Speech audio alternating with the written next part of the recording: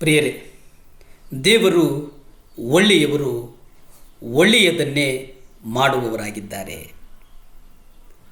ಈ ಉಪವಾಸದ ಸುವಾಸನೆ ಮತ್ತಾಯ 4ನೇ ಅಧ್ಯಾಯ 4 ನಾವು ನೋಡುವುದಾದರೆ, ಮನುಷ್ಯನು ರೊಟ್ಟಿ ತಿಂದ ಮಾತ್ರದಿಂದ ಬದುಕುವುದಿಲ್ಲ, ದೇವರ ಬಾಯಿಂದ ಹೊರಡುವ ಪ್ರತಿಯೊಂದು ಮಾತಿನಿಂದಲೂ ಬದುಕುವನು. ಇಲ್ಲಿ ರೊಟ್ಟಿ ಒಂದು ಸಾಮ್ಯತೆಯನ್ನು ತೋರಿಸುವುದಾದರೆ, ನೀವು ಉಪವಾಸ ಅನ್ನುವಂಥದ್ದನ್ನು ನಾವು ಗಮನಿಸುವುದಾದರೆ ಈ ಯುಗಕ್ಕೆ ಸಂಬಂಧಪಟ್ಟಂಥದ್ದಲ್ಲ, ಆದರೆ ಎಲ್ಲ ಸಮಯಕ್ಕೆ ಸೇರಿದ ಆತ್ಮಿಕವಾದಂಥ ಒಂದು ಶಿಸ್ತಿದೆಯಲ್ಲ, ಆತ್ಮಿಕವಾದಂಥ ಒಂದು ಬದುಕಿದೆಯಲ್ಲ, ಆತ್ಮಿಕವಾದಂಥ ಒಂದು ಆಹಾರ ಇದೆಯಲ್ಲ, ಅದಕ್ಕೆ ಉಪವಾಸ ಬಹಳ ಮುಖ್ಯ.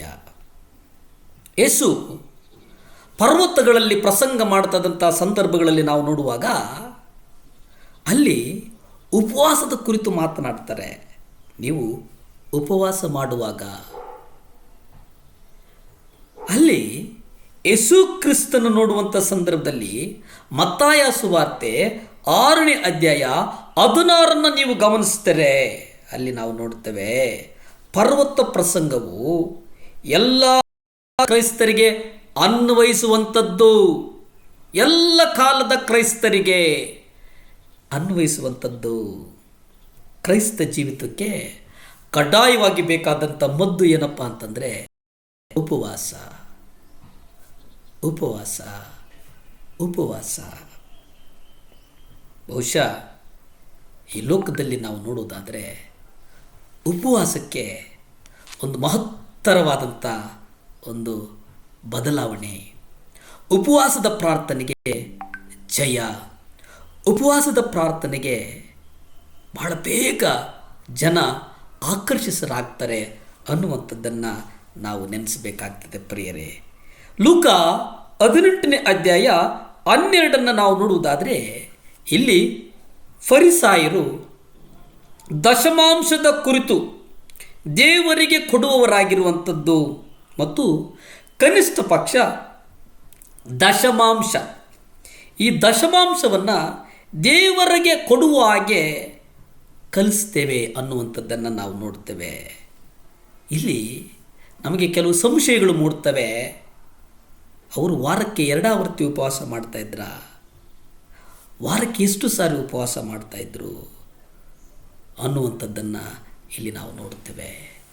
ಉಪವಾಸ ಅನ್ನುವಂಥದ್ದು ದೇವರೊಟ್ಟಿಗೆ ಮಾತನಾಡುವಂತಹ ಒಂದು ಪ್ರಕ್ರಿಯೆ. ಯೇಸು ಸ್ವಾಮಿ 40 ತಿಂಗಳ ಅವಧಿಯಲ್ಲಿ, ಅಂದರೆ ಸೇವೆ ಪ್ರಾರಂಭ ಮಾಡುವುದಕ್ಕೆ ಮುಂಚೆ ದೇವರು 40 ದಿನಗಳು ಉಪವಾಸ ಮಾಡಿದರು. ಲೂಕ ಸುವಾರ್ತೆ 4ನೇ ಅಧ್ಯಾಯ 1-2 ನಾವು ನೋಡ್ತೇವೆ, ದೇವರು ಉಪವಾಸ ಮಾಡಿದರು. ಸತ್ಯವೇದದಲ್ಲಿ ಈ 40 ಅನ್ನುವಂಥ ಅಕ್ಷರ ಇದೆಯಲ್ಲ, ಅದಕ್ಕೆ ತುಂಬ ಇಂಪಾರ್ಟೆನ್ಸನ್ನು ಕೊಟ್ಟಿದ್ದಾರೆ. 40 ದಿನಗಳು ಮಳೆ ಬೀಳ್ತದೆ. 40 ದಿನಗಳು ಬಿದ್ದಂಥ ಮಳೆ ನೋಹನ ಕಾಲದಲ್ಲಿ ಒಟ್ಟಾರೆ ಎಲ್ಲವೂ ಅಸಂಪೂರ್ಣವಾಗಿ ನೀರು ಒಂದು ಲಯಕ್ಕೆ ಬರೋದಕ್ಕೆ ತೆಗೆದುಕೊಂಡಂಥ ಸಮಯ 40 ದಿನಗಳು. ದೇವರು ಅನೇಕ ಸಂದರ್ಭಗಳಲ್ಲಿ ಪ್ರಾರ್ಥನೆ ಮಾಡುತ್ತಾನೆ.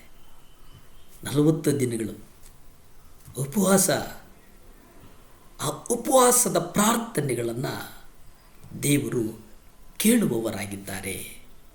ಉಪವಾಸ ಅದೊಂದು ಸುವಾಸನೆ.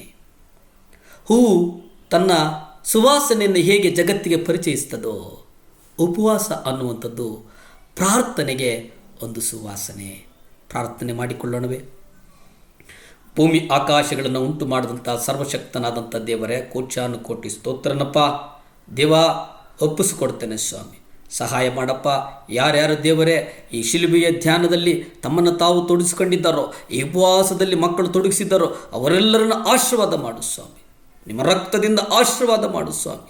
ಈ ಶ್ರಮದ ದಿನಗಳಲ್ಲಿ ಸ್ವಾಮಿ ಯಾರ್ಯಾರು ಉಪವಾಸ ಪ್ರಾರ್ಥನೆಯನ್ನು ಮಾಡ್ತಾ ಇದ್ರು ಯೇಸು ಕ್ರಿಸ್ತನ ರಕ್ತದಿಂದ ಸ್ವಾಮಿ ಅವರೆಲ್ಲರ ಆಸೆಗಳನ್ನು, ಅವರೆಲ್ಲರ ಹೃದಯದ ಆಕಾಂಕ್ಷೆಗಳನ್ನು ನೆರವೇರಿಸ್ತಿರುತ್ತೆ ನಾನು ಬಲವಾಗಿ ನಂಬುತ್ತೇನೆ ಸ್ವಾಮಿ.